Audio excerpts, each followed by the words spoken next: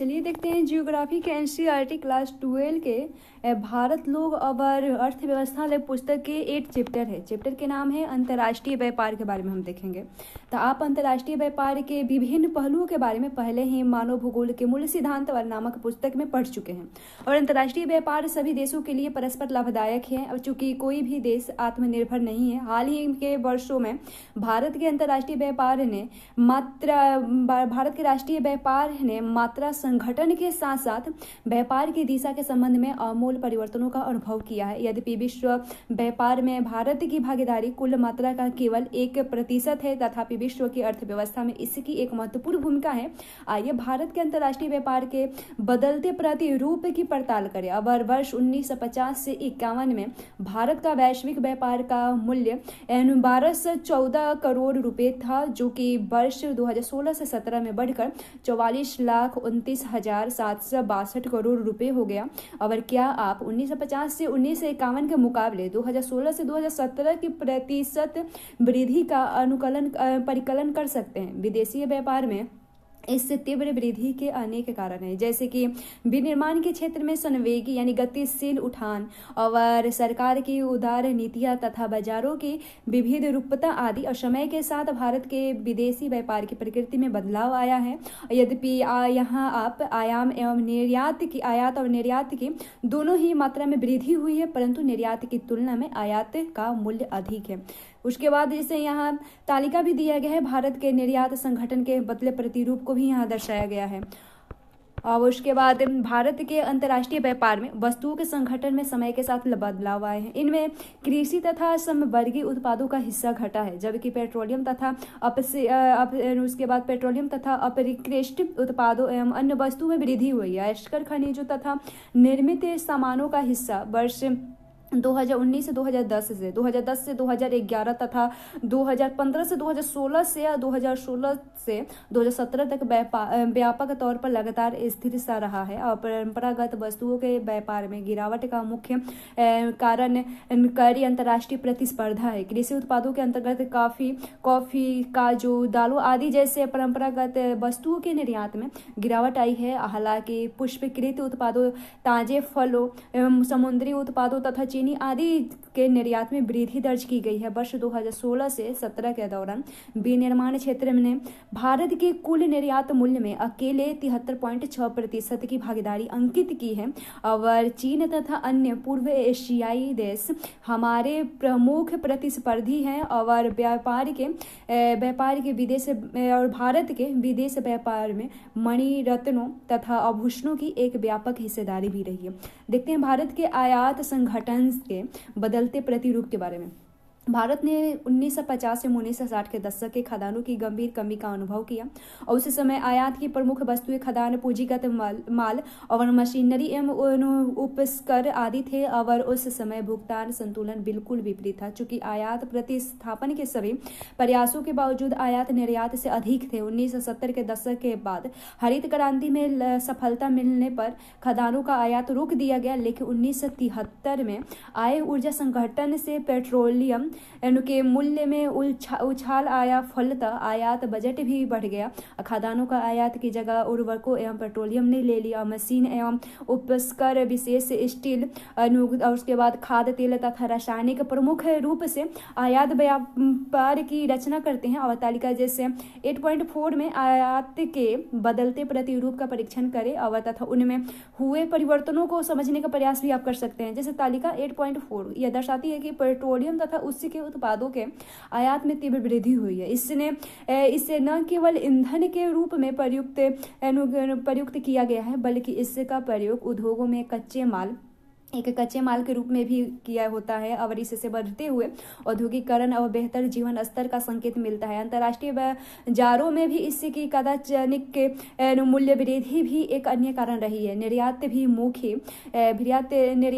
मुख्य उद्योग एवं घरेलू क्षेत्र की बढ़ती हुई मांग के कारण पूंजीगत वस्तुओं के आयात में एक स्थिर वृद्धि हो रही है। और गैर विद्युतिक मशीनरी, परिवहन और उसके बाद उपस्कर, धातुओं के विनिर्माण तथा मशीनरी, औजार आदि पूंजीगत वस्तुओं की मुख्य मदें होती है। और खाद्य तेलों के आयात में आई गिरावट के साथ खाद्य तथा समवर्गीय उत्पादों के आयात में कमी आई है। भारत के आयात में अन्य प्रमुख वस्तुओं में मोती तथा उपरत्नों, स्वर्ण एवं चांदी, धातु में अयस्कर तथा धातु अनुच्छिजन, लौह धातुएं तथा इलेक्ट्रॉनिक वस्तु आदि आते हैं। वर्ष 2016 से 17 के दौरान भारत की कुल प्रमुख वस्तुओं के आयात के विवरण तालिका 8.5 दर्शाता है।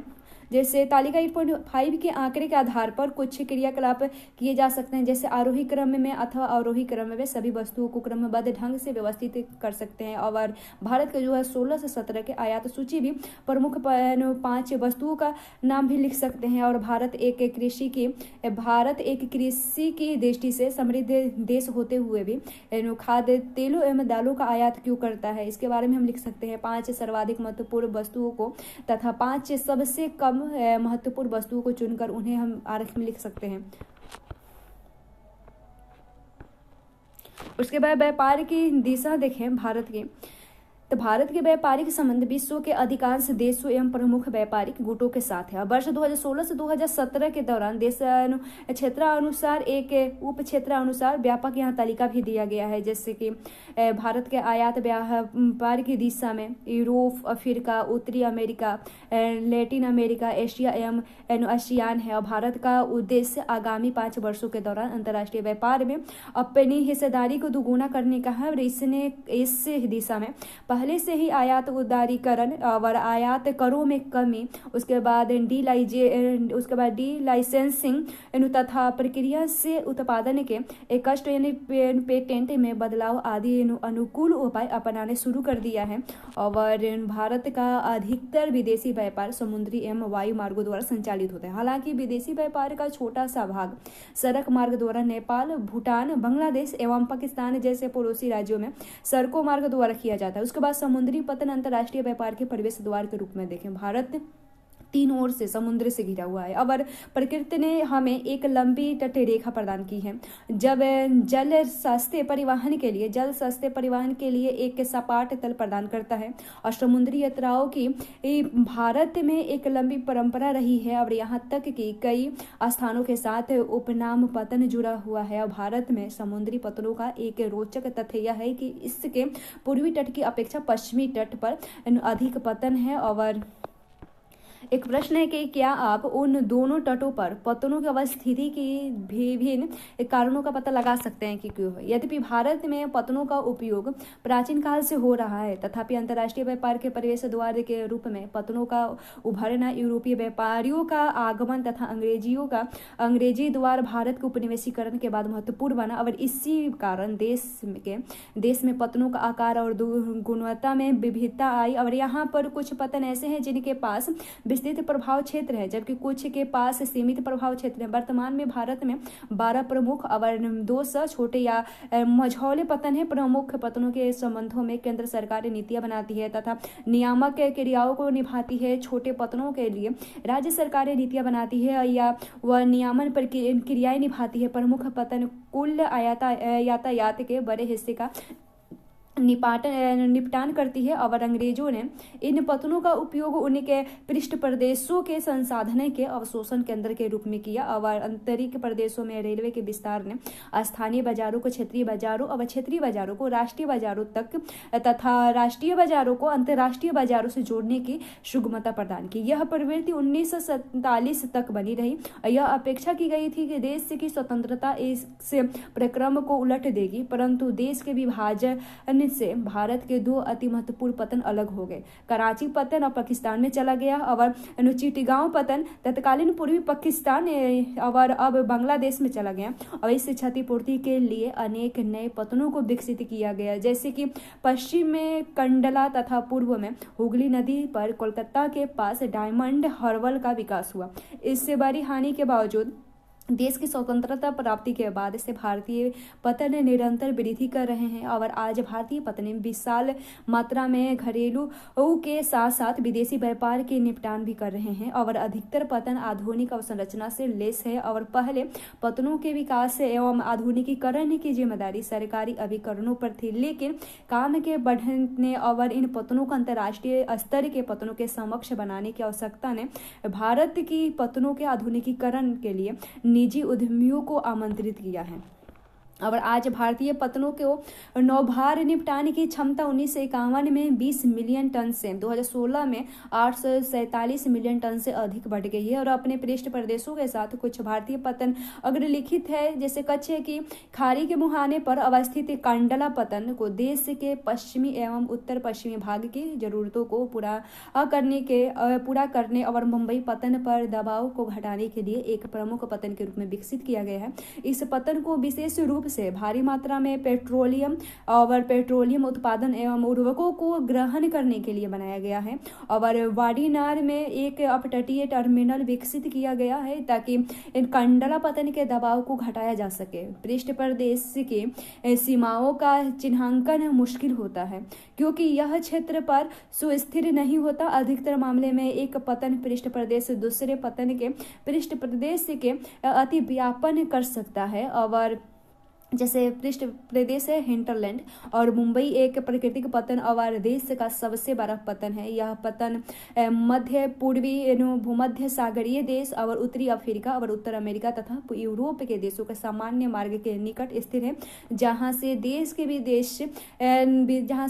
के विदेशी व्यापार का अधिकांश भाग संचालित किया जाता है। यह पतन 20 किलोमीटर लंबा तथा 6 से 10 किलोमीटर चौड़ा है, जिसमें 54 गोदिया और देश का विशालतम टर्मिनल है और मध्य प्रदेश, महाराष्ट्र, गुजरात, उत्तर प्रदेश और राजस्थान के भाग मुंबई पतन की पृष्ठभूमि की संरचना करते हैं। जवाहरलाल नेहरू पतन को कान्हा सेवा में मुंबई पतन के दबाव को कम करने के लिए एक अनुषंगी पतन के रूप में विकसित किया गया था। यह भारत का विशालतम कंटेनर पतन है और जुआरी नदमुख के मुहाने पर अवस्थित मारमागाओ पतन गोवा का एक प्राकृतिक बंदरगाह है। जापान को लौह अयस्क के निर्यात का निपटान के लिए 1961 में हुए पुनः प्रतिरूपण के बाद इसका महत्व बढ़ा और कोंकण रेलवे ने इन पतन के पृष्ठ प्रदेश में महत्वपूर्ण विस्तार किया।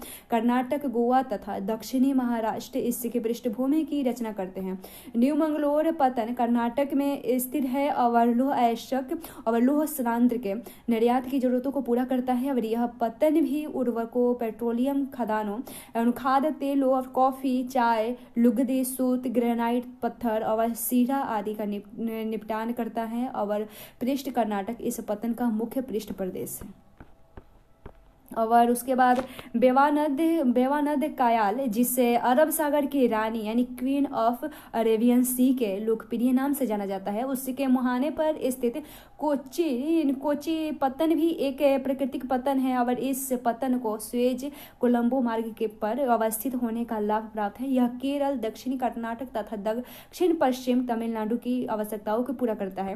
कोलकाता पतन हुगली नदी पर स्थित है और अवस्थित है, जो कि बंगाल की खाड़ी से 128 किलोमीटर स्थल में अंदर स्थित है और मुंबई पतन की भांति इसका विकास भी अंग्रेजों द्वारा किया गया था। कोलकाता को ब्रिटिश भारत की राजधानी होने के प्रारंभिक लाभ प्राप्त थे ब्रिटिश को और इस पतन ने विशाखापट्टनम, पारादीप और उन्हीं की अनुषंगी पतन हल्दिया जैसी अन्य पतनों की ओर निर्यात के दिक परिवर्तन के कारण अपनी सार्थकता काफी हद तक खो दी और कोलकाता पतन हुगली नदी द्वारा लाई गई की समस्या से भी जूझता रहा है, जो कि उससे समुद्र से जुड़ने का मार्ग प्रदान करती है और इसके पृष्ठ प्रदेश के अंतर्गत उत्तर प्रदेश, बिहार, झारखंड, पश्चिम बंगाल, सिक्किम और उत्तर पूर्वी राज्य आते हैं। और इन सबके अतिरिक्त यह उपपतन हमारे भूटान और नेपाल जैसे स्थलरुद्ध पड़ोसी देशों को भी सुविधाएं प्रदान कराता है। हल्दिया पतन कोलकाता से 105 किलोमीटर अंदर अनुप्रवाह पर स्थित है और इसका निर्माण कोलकाता पतन की संकुलता को घटाने के लिए किया गया। यह स्थूल नौभार जैसे लौह अयस्क, कोयला और पेट्रोलियम तथा पेट्रोलियम उत्पाद, उर्वरक, जूट एवं जूट उत्पाद, कपास तथा सूती धागों आदि का निपटान करता है। और उसके बाद पारादीप पतन कटक से 100 किलोमीटर दूर महानदी डेल्टा पर स्थित है। इसका पोताश्रय सबसे गहरा है और जो भारी पोतों के निपटान के लिए सर्वाधिक अनुकूल है। इससे मुख्य रूप से बड़े पैमाने पर लौह अयस्क के निर्यात के लिए निपटान विकसित किया गया है। और इस पतन के पृष्ठ प्रदेश के अंतर्गत ओडिशा, झारखंड और छत्तीसगढ़ आते हैं। उसके बाद विशाखापट्टनम आंध्र प्रदेश में एक भू आबद्ध पतन है जो ठोस चट्टान एवं बालू को काटकर नए एक नहर के द्वारा समुद्र से जोड़ गया है। और एक बाह्य पतन का विकास लौह अयस्क, पेट्रोलियम तथा सामान्य नौभार के निपटान हेतु विकसित किया गया। और इस पतन का प्रमुख पृष्ठ प्रदेश आंध्र प्रदेश तथा तेलंगाना है।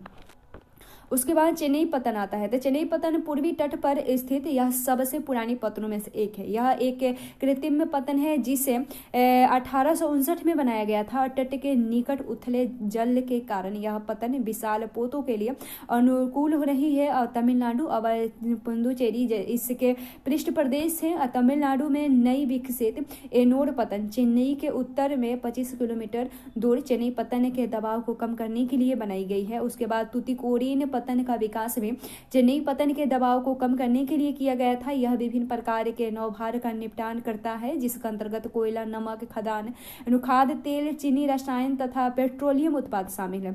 उसके बाद आते हैं हवाई अड्डे। अंतर्राष्ट्रीय व्यापार में वायु परिवहन एक महत्वपूर्ण भूमिका निभाता है। इन्हें लंबी दूरी वाले, उच्च मूल्य वाले या नाशवान सामानों को कम से कम समय में ले जाने और निपटाने के लिए लाभ प्राप्त है। यह भारी और स्थूल वस्तुओं के वहन करने के लिए बहुत महंगा और अनुपयुक्त होता है। यही कारण अंततः अंतर्राष्ट्रीय व्यापारों में महासागरीय मार्गों की तुलना में इस क्षेत्र की भागीदारी को घटा देता है। देश में 25 अंतर्राष्ट्रीय हवाई अड्डे कार्य कर रहे हैं और वार्षिक रिपोर्ट 2016 से 2017 के हिसाब से। और अंतर्राष्ट्रीय हवाई पतनों के अंतर्गत अहमदाबाद, बेंगलोर, चेन्नई, दिल्ली, गोवा, गुवाहाटी, हैदराबाद और अहमदाबाद, बेंगलोर, चेन्नई, दिल्ली, गोवा, गुवाहाटी, हैदराबाद, कोचीन, कोलकाता, मुंबई, उसके बाद थिरुवनंतपुरम और श्रीनगर, जयपुर, कालीकट, नागपुर, कोयम्बटूर, लखनऊ, पुणे, चंडीगढ़, मंगलोर और विशाखापट्टनम, इंदौर, पटना, भुवनेश्वर और कन्नूर है। और आप इससे पहले के अध्याय में वायु परिवहन के बारे में पढ़ चुके हैं और आप परिवहन पर अध्ययन को देखेंगे और भारत में वायु परिवहन की प्रमुख विशेषताओं को भी ज्ञात करेंगे।